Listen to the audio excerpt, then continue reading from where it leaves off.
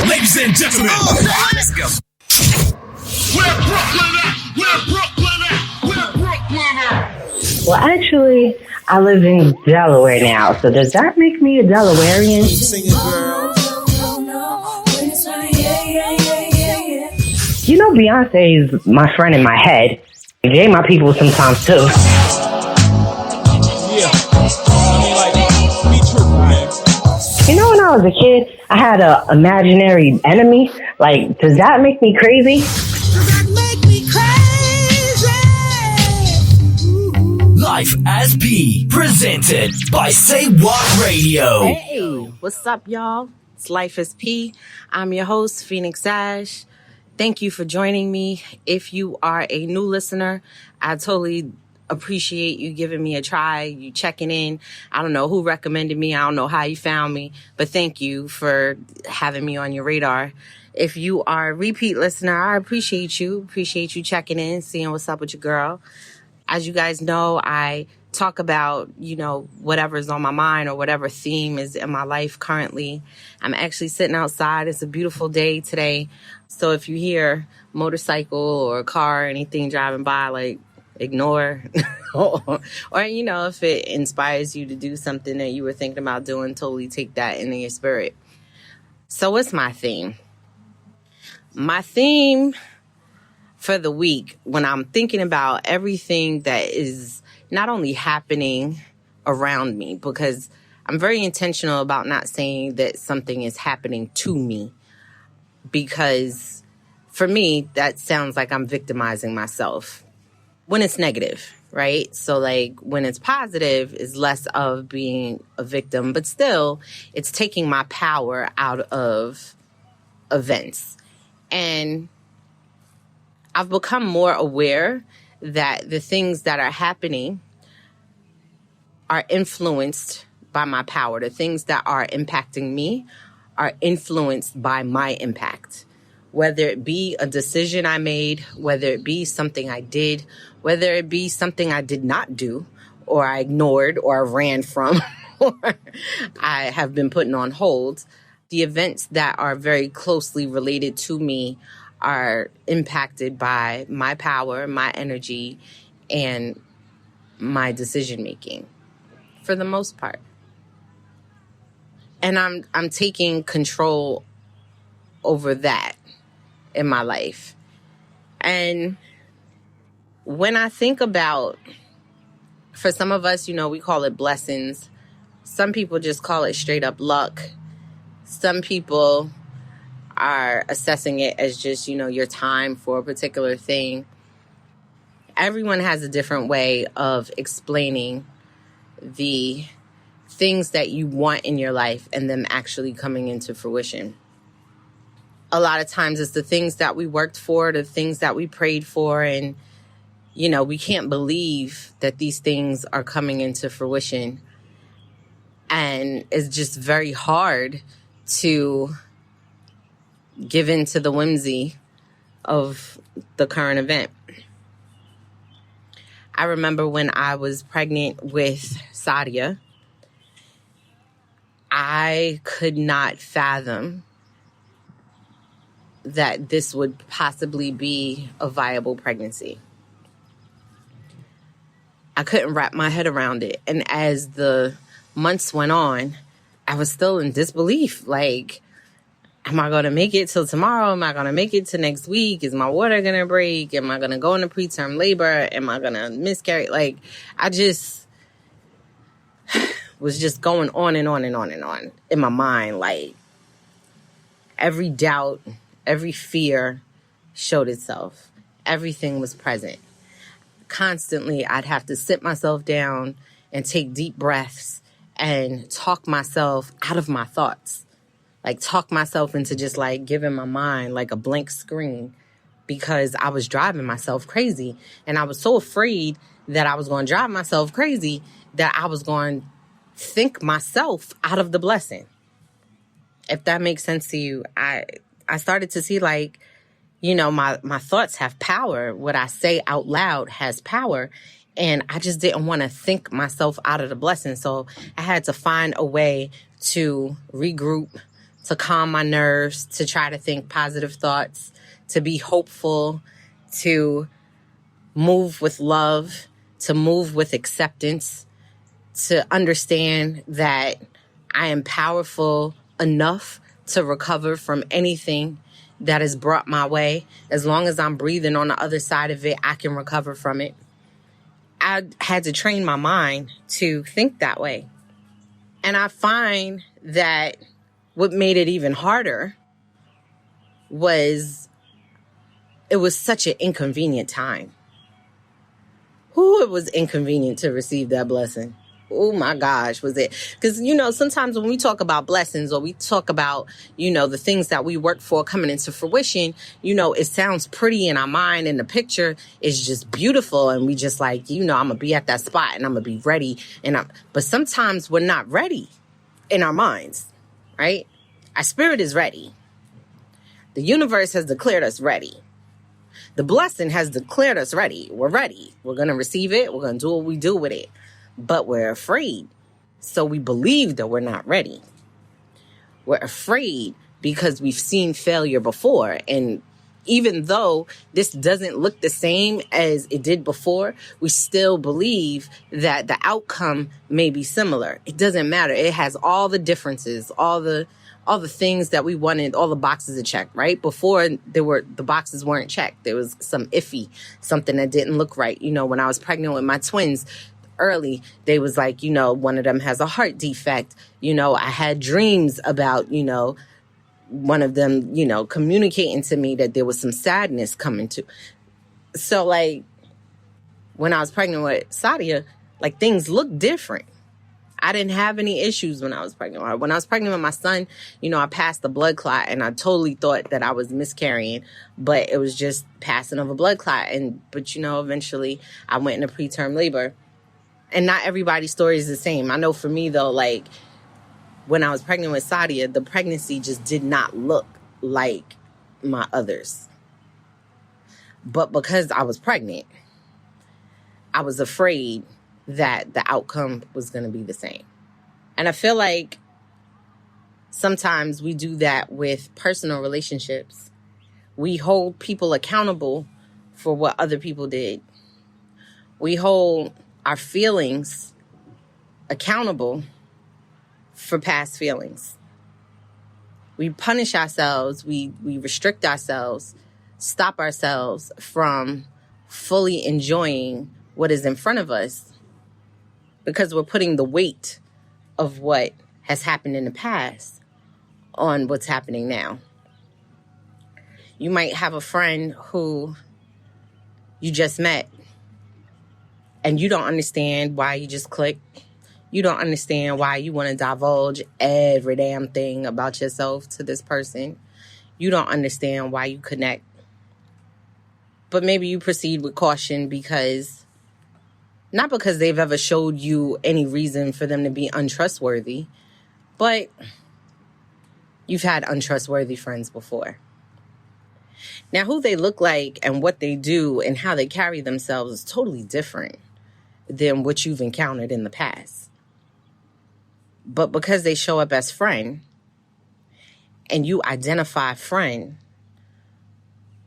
with the weight of your past, it's hard for you to accept that this person is such a good friend. I have a girlfriend of mine. She won't mind if I say her name, Deidre. We met a billion years ago. My first real corporate job, I was a receptionist. She was also a receptionist. We worked at the same company, but we worked in 2 different buildings. And I had never had like droves of friends. Never was part of a clique. Never identified with, me and my 6 best friends. Never. No, kids hated me.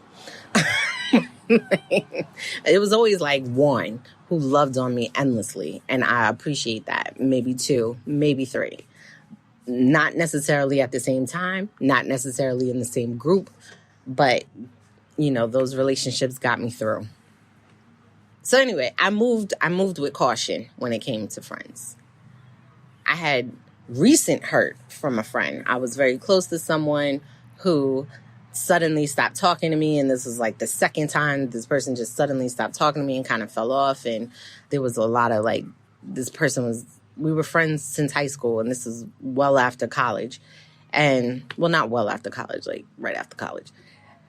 And it was just hurtful. Coming off hurtful relationships, my heart stayed broke. Like, if I'm completely honest, my heart stayed broke. I don't know why that was my journey. I don't know what it was about me that was communicating that maybe I was the asshole and I just didn't really know it. I don't know. I thought I operated out of love because when I love you as a friend, oh my God, do I love you. But I don't know. Anyway, I had to cover for Deidre. She was out one day, and, you know, this was during my first week.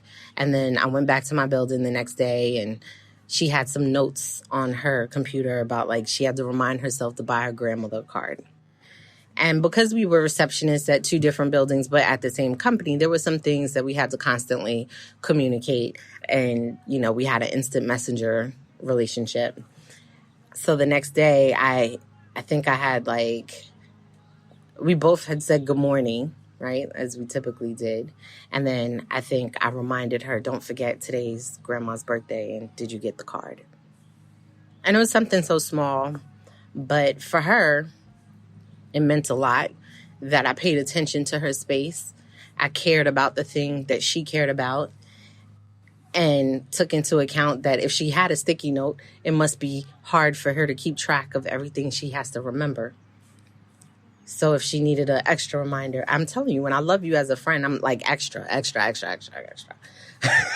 Like, extra. But anyway, so she was someone who appreciated that. And that gave way to a friendship that exists to this day. And we've had our bumps, our ups and downs. We've had a period of time where we didn't speak for a couple years, but we got over that. We got past that. And we're women now, so. But I say all that to say, from the beginning of our friendship, we, like, told each other everything. Everything. She ended up being, I only had, like, 2 bridesmaids in my wedding, my cousin and Deidre. That's it. That's all I felt I needed.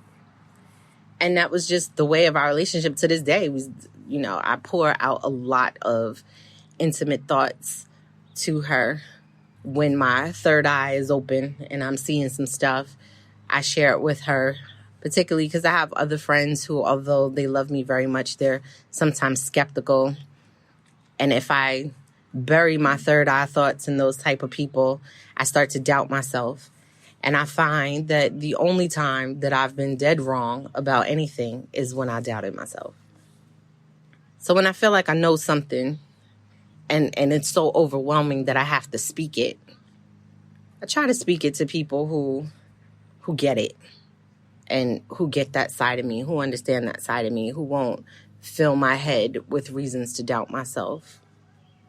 And there's nothing wrong with those people who, you know, are skeptical. It's just they have their own fears and their own dilemmas, and their, you know, that doesn't necessarily work like that for them. And they've not necessarily been present to see how mine has worked for me.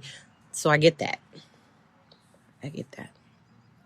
But I've had other situations, particularly recently, where I've come across people in my life where it feels as though it's the universe or God or both giving an answer to something that I've designed. You know, many people believe if you write something down, it gives more power to it. I totally get that. If you speak it out loud, it gives more power. I agree. So when I'm looking for something, when I'm craving something, when I find that something in my life is missing and I'm trying to put my finger on it and try to figure out what it is, you know, I ask myself the basic question of what's ideal, and if I could have anything in this world, how would I have it? What would I have it? What would it look like? What would it smell like? What would it say? How would it move? You know, when it comes to people, what kind of personality, what kind of character, would it have integrity with? And I find that over the past few years, I've met more people than I could have ever imagined being of the character that I would have designed for my space. I've met people who, as friends, would pour so much love into me, so much support, so much, I don't know, backbone, so much of a nudge, so much just, spiritually wrap their arms around me to help me elevate. They've appreciated what I am and who I am and my love for them. They acknowledge my love for them. They acknowledge who I am. They acknowledge my support for them. And they return it with some of their own. And if any of you are repeat listeners and heard me over the past few years, particularly when I was celebrating my birthday a little over a year ago, I was talking about, designing my space and how I wanted my circle to be, how I wanted to be totally surrounded by people who fed off of each other, that we could be in a circle and anybody could eat off of anybody's plate. There's enough for anybody. There's something I got that you need and I can give it freely without worrying about you misusing it. And there's something you got that I need that I could use without you worrying about me misusing it. And I'm going to be honest with you. When I was talking that talk and I was designing it, there were certain people in my life that I had logged in the back of my mind as them being exceptions, because I was feeling like they couldn't get with that program. And they had been in my life for so long that I just was logging them as exceptions. Like, I'm not going to walk away from them. I'm not going to, because this is what I want. This is the circle of friends that I'm going to design. This is it. And unfortunately, some of those relationships veered left anyway. And what I realized is that when I was speaking to the universe and I was designing my space, that the universe was taking care of what was out of alignment. I was getting closed off to the energies that were out of alignment. Like, I couldn't help myself but disconnect. I couldn't help myself but fall out of peace with those elements that were out of alignment. Because I was rising to my higher self. I was rising to what I was called for. I was rising to my purpose. I was rising because I feel as though I'm created in love, regardless of what it is I'm pursuing, regardless of what profession I'm chasing, regardless of how much money is in my bank account. I feel like I am made to love. That is what I'm made to do. I am made to love, and I'm made to be loved. I don't need a million people loving me. I just need the right people loving me. That's all. And I don't necessarily need to have a huge amount of friends, or I just the right ones. And so everything was but some of the blessings, were inconvenient. The blessings of people, they were inconvenient. Sometimes I had to be stretched a little bit. Sometimes I had to leave a particular space. I talked about a while ago, maybe last year, being at a job and, people are like, I'm going to miss you when you're gone. And, my attitude is like, well, if it's real, keep in touch. Because like when you get stretched, when you go to the next level, when you get promoted or you're offered a job in another department or whatever, like I don't expect you to pause your progression because you like spending time with me at the office. So some of those blessings are going to be inconvenient. It's going to take you out of your comfort zone. It's going to make you wonder. And when those blessings come to you and they are exactly what you asked for, exactly what you prayed for, exactly what your heart needs, sometimes it's at an inconvenient time. Sadia, when I found out I was pregnant with Sadia, it was 3 months after I had gone into preterm labor with my son. 2014, I went into preterm labor with my twin daughters in March. December 2014, I went into preterm labor with my son. March 2015, I find out I'm pregnant with Sadia. I had just left a job that I was at for 5 years that I would have been so well over covered. Like, I would have had the insurance. I would have had the extra time after maternity leave. I had earned all this vacation time. Like, I just would have been comfy. But I had just left that job to start a new job. And the timetable wasn't adding up because I would not have qualified for maternity leave. So now it was like, oh my God, now I got to plan and budget for how I'm going to make it through those few months that I'm going to be home with her. You know, and yes, few months. I wasn't doing those 6 weeks. I wanted to be home with her for 3 months. So now I have to figure out how to plan, how to budget, how to tell somebody who just hired me. Like, I hadn't even gone into day one yet. How to walk in the office and, you know, after a couple of meetings be like, so let's talk about this schedule of doctor appointments that I'm going to have to go through. Because I was high risk. I had a lot of appointments. So inconvenient. I cried and cried and cried. I just knew I wasn't ready. I knew I wasn't ready. But something came over my spirit and calmed me eventually. And that job, I ain't even keep longer than 3 months. Word up. I was at that job for like 2.5 months. They was batshit crazy. So much so that they gave me severance. Okay? I was like, yo, I asked them people to fire me. Asked them, please let me go. And don't fight my unemployment. Just let me go. And so, you know, I was good. I got the severance. I got unemployment. I figured out if I go back to school and get tuition reimbursement, I'm going to save my, you know, my check. And it's going to cover me for that time I'm out. And then once Sadia was like 4 or 5 months, I got a job that was paying more than I had ever made. I was like, all right. It worked itself out. It worked itself out because her presence was meant to bless me. The blessing was there. And the blessing was like, don't belittle me. Don't minimize me. The blessing itself refused to be minimized.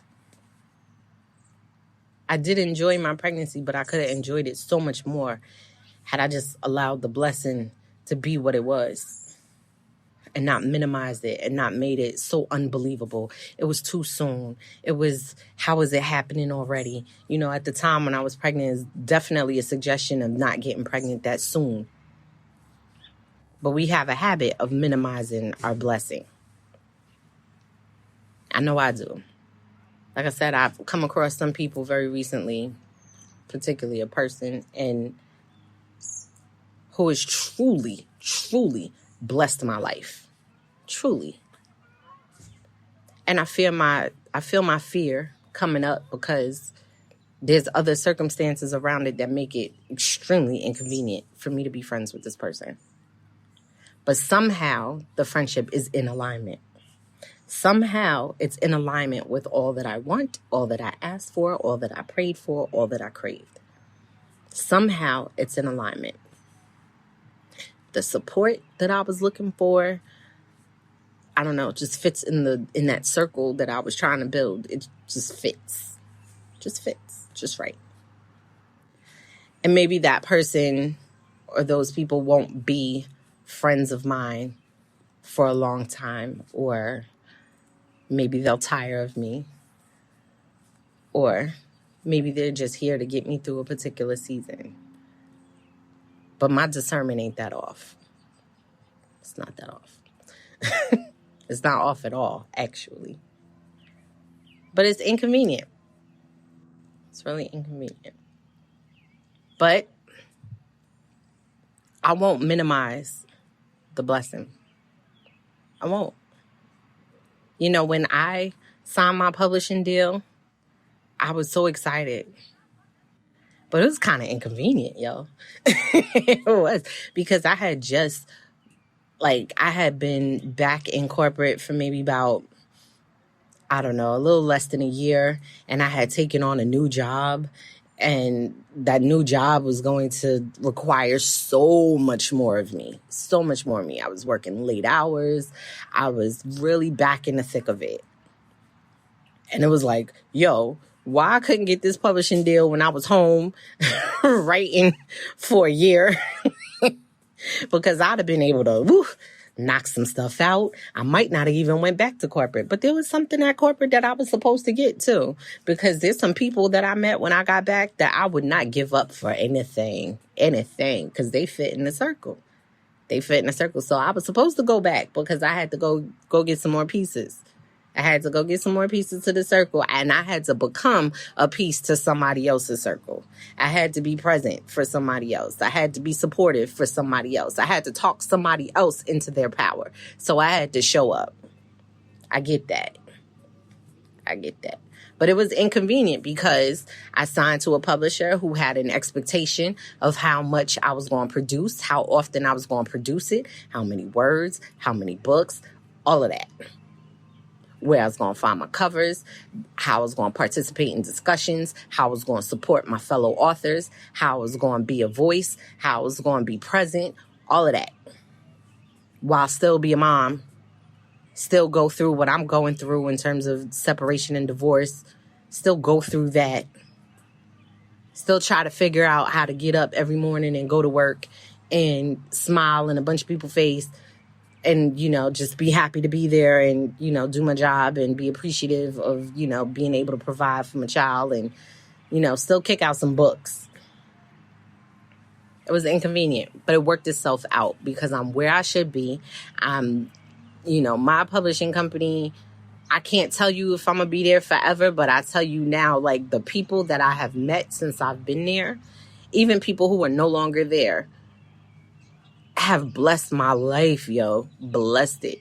Speaking truth and power and support and encouragement into my life. Like we just speak it. It goes in a circle. We just give it to each other, uplift each other.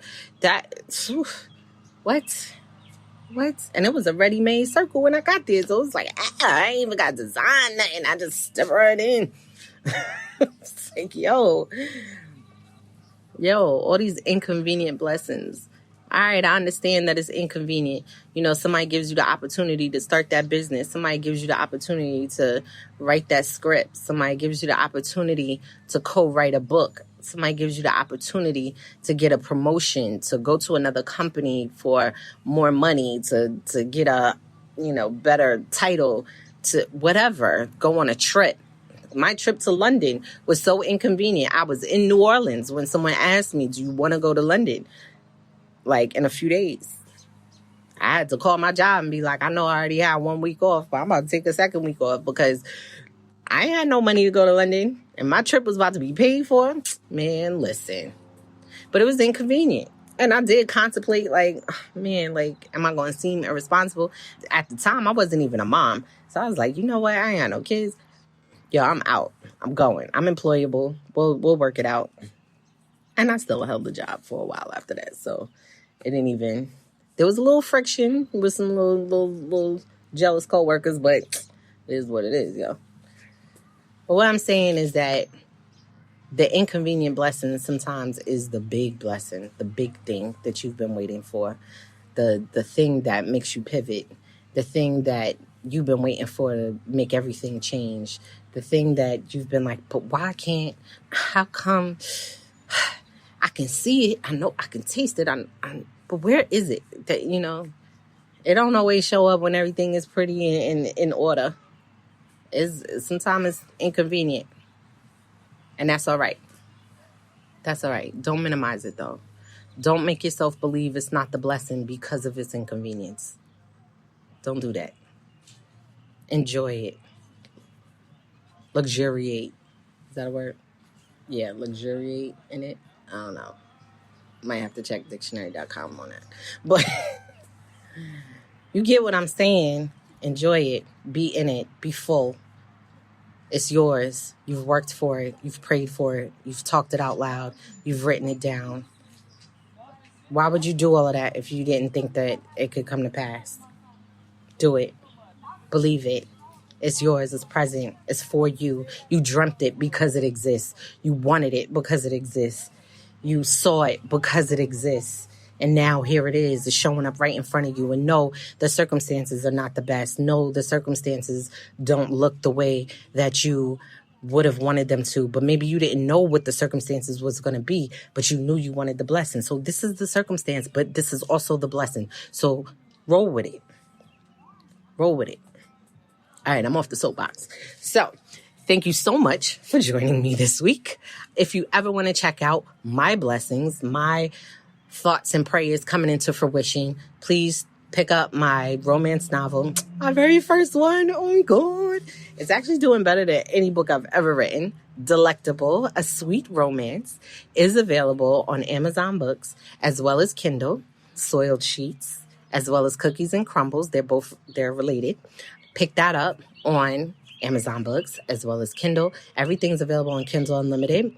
If you do audiobooks, my first novel, In Her Makeup, is available on Audible as well as Apple Books. It's also available on Amazon and Kindle Unlimited. The birds are singing, so, maybe they're saying I had happy thoughts today. I don't know. But anyway, I thank you so much for being present, allowing me to have some of your time and to pour into you and to get some stuff off my chest. I appreciate it. And until the next time when we can exchange power, peace.